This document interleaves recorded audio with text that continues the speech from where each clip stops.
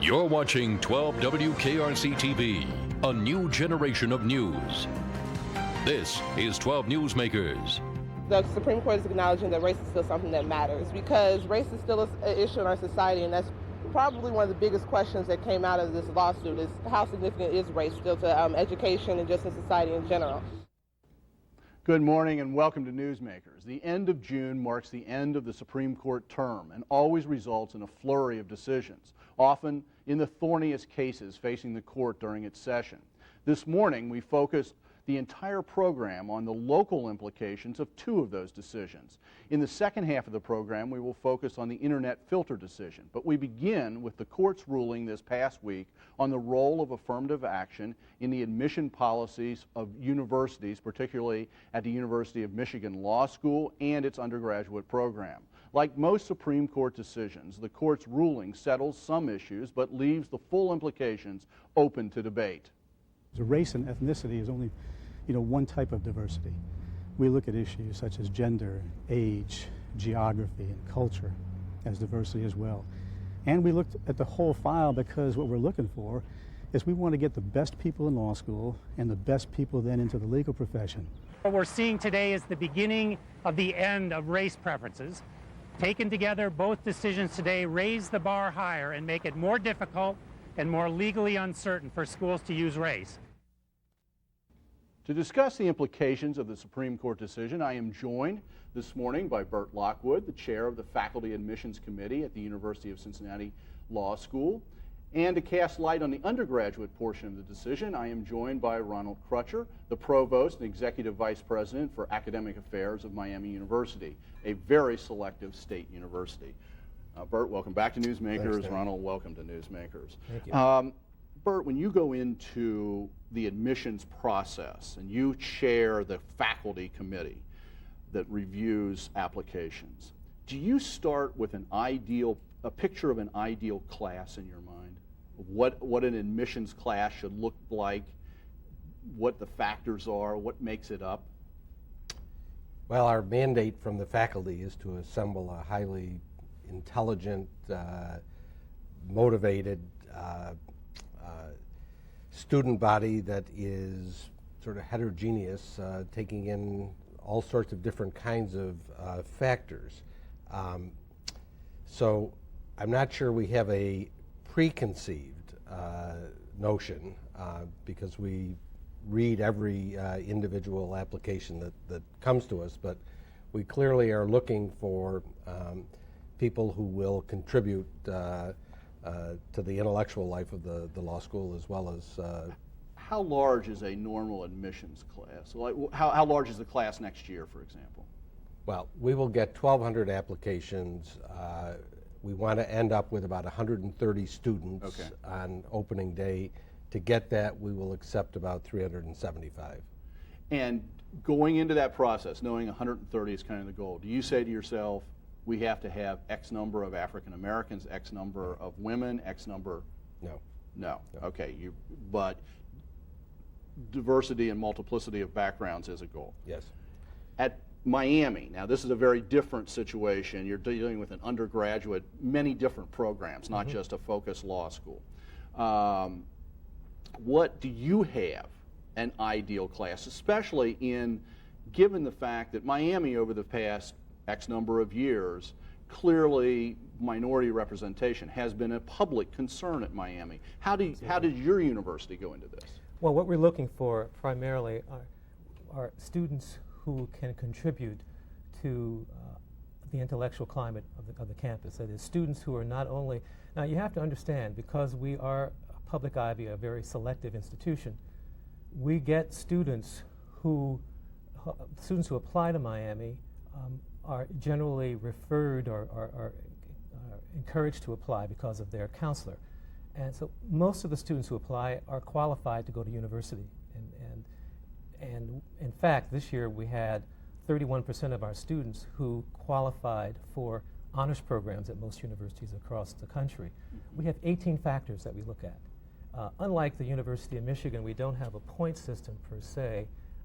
Each of our applications is reviewed by at least 2 admissions counselors. You have 18 factors. 18 what factors. kind of what goes into those? Some of them anyway. Yeah, well, the typical ones: grade point average, test scores, the quality and rigor of the curriculum. We have what we call a read score. There are points given to the quality of the curriculum based on a certain model. The kind of high school, in other words, the context of the student's experience. Did the student score a 27 on the ACT at Sycamore High School with a 3.5 average, or did the student score a 27 on the ACT at Taft High School? And what difference would that make to you if it was a 27, ACT 27 out of Sycamore versus a 27 out of Taft? What difference does that make? Well, the difference is that we know, and of course the context has to be looked at on an individual level, because you can't assume that a person at Taft necessarily comes from a certain type of family. However, we do know that Taft is one of the Cincinnati public schools in inner city school, and they don't have a high percentage of students who go on to college, as opposed to Sycamore High School, which I would dare say probably has 100% of the students who go on to college. I don't know that for a fact. Right. So that context is important. So the fact that a student coming out of Taft would get that kind of score would jump off the page in a way at your admissions group than somebody from Sycamore. That's correct. Now, do you have, okay, in these 18 factors, what role does race play? Race does play a role, but again, within context. Let me give you another example.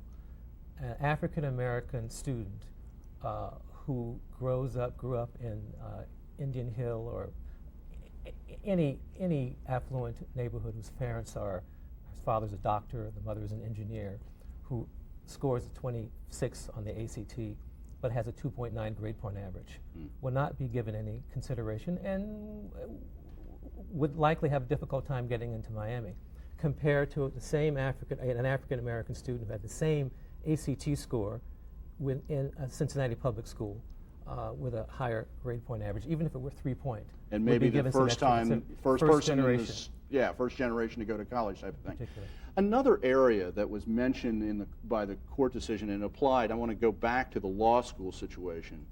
One of the concerns, and again, we're only dealing with a class of about 130, is that there not just be a token minority here or there, but that there be, I think the term that was used, critical mass. Yes. What does that mean for you, and is that a consideration at UC? I think what was fascinating in the oral argument before the Supreme Court was the colloquy that took place between the lawyer for Michigan and Justice O'Connor. Because when they talked about critical mass, Justice O'Connor, a light went off, and she understood, because she had been a woman at Stanford Law School and one of only a couple women in her class. At a time when there were very few women. Very few women.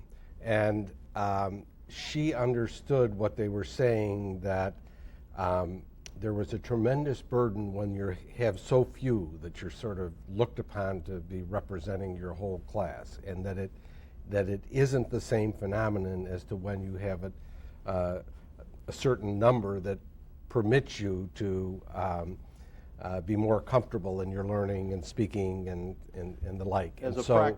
So there isn't a magic number, but clearly it is important to try to one, create an environment where it is receptive. I mean, recognize that the predicate, and I think this is important in the diversity discussion, because this is our educational assessment, that the students that we assemble are students who are going to add to the intellectual life of the law school. And we want everyone that is coming in there to feel free to be able to have a positive learning experiences. So it is important when we're trying to get that kind of diversity to create an environment where each of the students is going to feel welcome and free to participate. Just, do you know off the top of your head, what's the percentage of this year's class or next year's class, the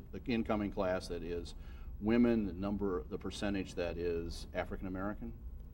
No, I don't know. I can probably make educated guesses, because We have typically been between 45% and 55% women. Okay. For the last probably 10, 15 years. Okay, so that situation that Justice O'Connor faced a generation ago doesn't exist anymore. No. And what about African Americans? And we probably have been on African Americans between, I would say, 8 and 17, 19%. Depending on the class. Depending on the class. Now, what at Miami? I should just, one thing I wanted to add is that we actively recruit. I mean, we go all over the country in terms of trying to recruit students to Cincinnati, and minority students are one of the particular. So you go groups. after people. You don't just wait to see what comes over the door. We go after. Okay. Now, on this critical mass question in an undergraduate situation, and this has been an issue at Miami, that the number of the percentage of African Americans particularly has been very small and has felt under pressure at times.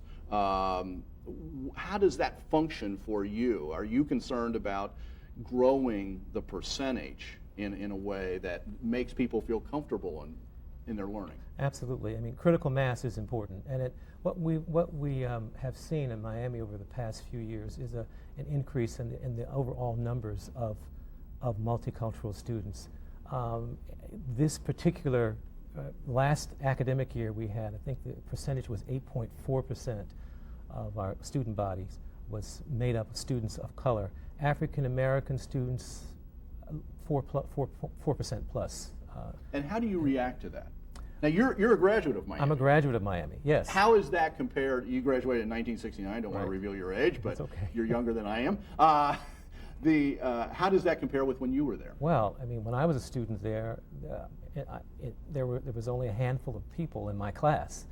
The number I recall was 88, and we were about 12,000 at that particular time. Now, you know, that's probably not accurate, but that's what we kind of, that's what it felt like, at least. And do you think it feels different now? It definitely, well, it feels different to me. Now, I can't speak to the students, but what I can say is that there are a lot more support services available.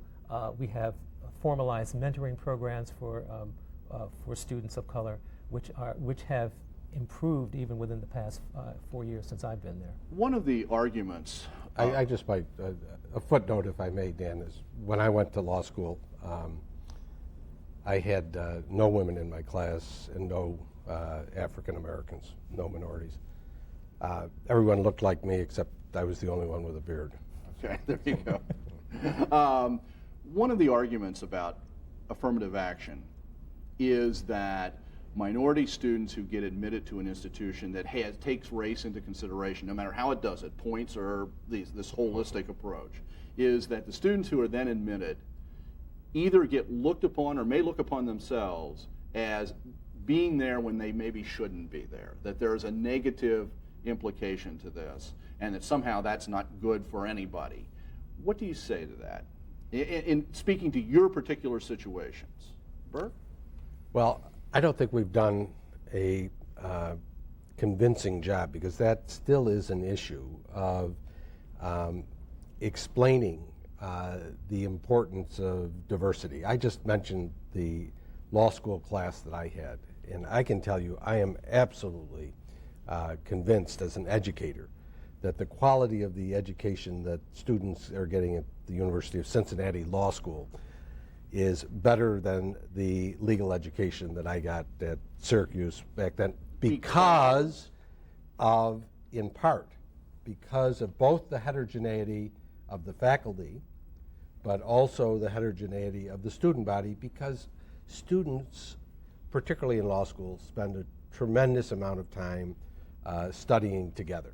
They break up into study groups, and there's a lot of interaction that goes, and you learn a tremendous amount from your fellow students. What about it in an undergraduate situation? Well, let me speak from our particular situation as a selective, highly selective public institution, the only public ivy in the state of Ohio.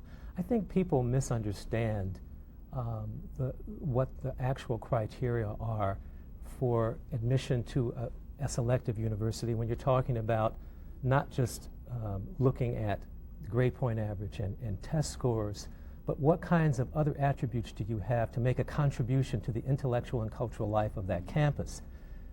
An SAT doesn't measure that. Now, I will tell you, Miami has long accepted students who fall below a certain level on the ACT or SAT score, and we place them into a program called the Scholastic Enhancement Program. These are artists, these are athletes, these are people who have outstanding leadership abilities. Most of them, by the way, are not of color. They're primarily Caucasian students. And their graduation rate, our graduation rate is 80%. Their graduation rate falls just below that.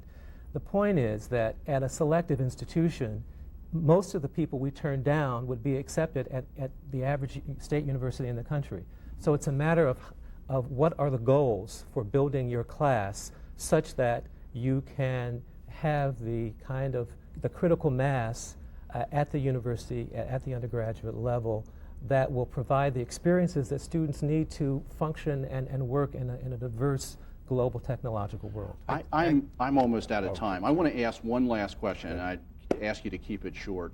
Lots of people say, okay, affirmative action was adopted back in the late 60s as a way to respond to the 400 years of slavery and discrimination, and was seen as a temporary thing, and that people are impatient for the end of the consideration of race in any way, openly.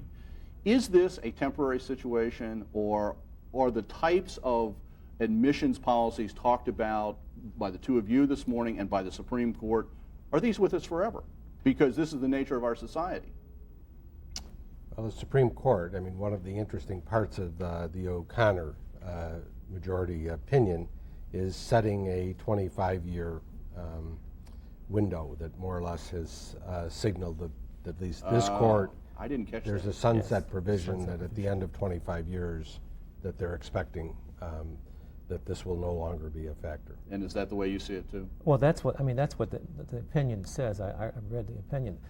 I will simply state, when I graduated from Miami in 1969, I had hoped that by the year 2000 we'd no longer have a need for affirmative action, that everyone would be considered based on the content of their character and not the color of their skin. That hasn't happened in America. And quite frankly, I'm not convinced that unless we, all of us in America, work together to have more understanding and communication between the races, it's going to happen in 25 years. Well, thank you very much. I really appreciate it. Very good discussion. Thank you. Thank you. Thank you. Stay tuned. In an age when the web has replaced the card catalog and many books, how do libraries protect children and adults from porn?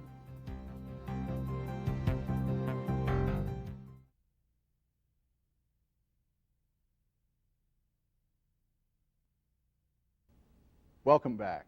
Because last week marked the end of the Supreme Court term, the court issued a flurry of decisions. One of those impacts public libraries, one of the most basic and most important public services that touches the lives of so many ordinary people. Although everybody wants to protect children from internet porn, any filtering of information by libraries raises difficult questions for the public and for librarians. To talk about the implications of the court's decisions for one local library system, I am joined this morning by Wayne Onkst, the director of the Kenton County Library System. Wayne, welcome to Newsmakers. Thank you, Dan. What is your library's policy in regard to the computer terminals that you have that are attached to, that you can get onto the web from? What do you do in terms of filters? In our 3 locations, we have more than 120 terminals, all that are internet accessible. Okay. And we do filter all public internet accessible terminals. Now, the filters that you use, this is software. Correct. How effective do you think, in your observation, how effective, what are you trying to filter out? Is it only porn that we're trying to filter? What do these filters filter? Okay. Our board, a number of years ago, when we first began to provide internet access to the public, we did not filter.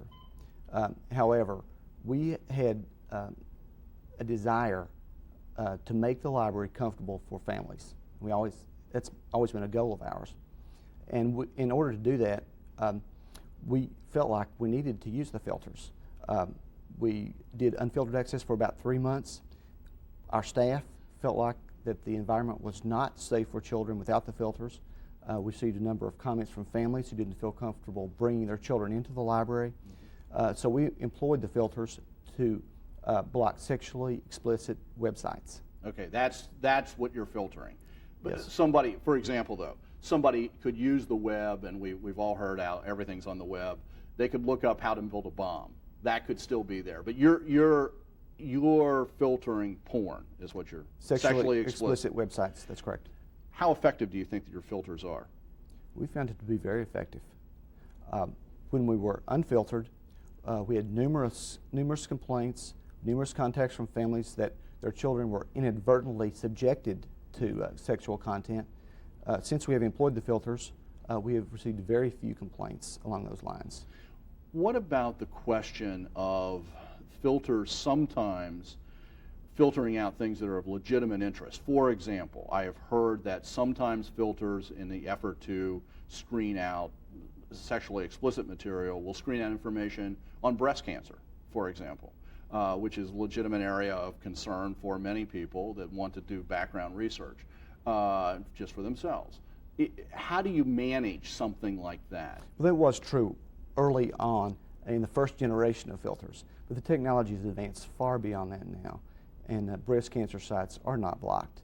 Okay. The filters are continually becoming more and more technologically advanced, so I think we've overcome many of those problems. Now, that's not to say that still there are sites that are blocked, we know, that should not be blocked, but the technology is getting better and better, we believe. One of the things the court said was that the public library, the state had the authority to have public libraries filter material, but that the filters could always be turned off if requested that they be turned off on a particular terminal by a particular patron. Do you have, one, that capability, and do you have a policy regarding that? We do have that capability. Our policy up to this time has not been that. Has been not to turn it off? Not to turn the filter off. We know that some sites are blocked that shouldn't be blocked. However, our staff is trained in working with the patron to make sure they have access to that site, they can get the information from that site. I don't know that we've been requested to turn the filters off by a patron. We're reviewing the Supreme Court opinions of the justices to see what the opinion actually says. And we will certainly comply with the law, but I don't know that we've had a request to turn off the filter. So at this point, that just hasn't been an issue, and you're still in the process of reviewing. Absolutely. Now, I know that from our discussions over the phone in preparation for this, your lawyers are still looking at this decision. You don't know all of the implications, but given that caveat, is there anything in this decision that either surprises you or worries you? There's a concern, I think. We strongly believe that the local library board should determine library policy based on the needs of the community. You know, there are various types of communities across the country, very different needs. And we feel like the library is most effective when the board can determine what the library policies are based on the needs of that community. And with this decision, the federal government does have much more power over library policy than it had previously. So we're a little bit concerned with that. So it's a local control question. Absolutely. Just as a final area to explore here, you were saying that you have 120 terminals all hooked up to the web. How important is computer web search in a modern public library to the work that you do? It's critical. With the internet, we can provide information that we could only have dreamed about providing a few years ago. There's a world of information out there that's accessible, and we're very happy to be able to make it available to residents of our community, even in some cases to their homes. It's also important because we provide internet access for a lot of people that don't have home computers, or people that have computers but don't have internet access in their homes. This year we'll serve 1 million people in the Kenton County libraries for the first time, and a lot of that use is because we do offer internet access, so it's critical to us. And that's something, and we have less than about 30 seconds here, but that's really something to keep in mind. Libraries have always served people who didn't have their own personal libraries, didn't have resources, and in this case, people who can't afford computers or who can't have a computer at home but can't afford the hookup. And this is, again, like I said before, an essential public service. It is. We feel it is. Okay. Thank you for being here. We'll follow this and see how it plays out, but thanks very much for being here this morning. Thank you. Thank you for making Newsmakers a part of your Sunday morning. Join us again next week to meet the men and the women shaping our community for the future. Have a good week.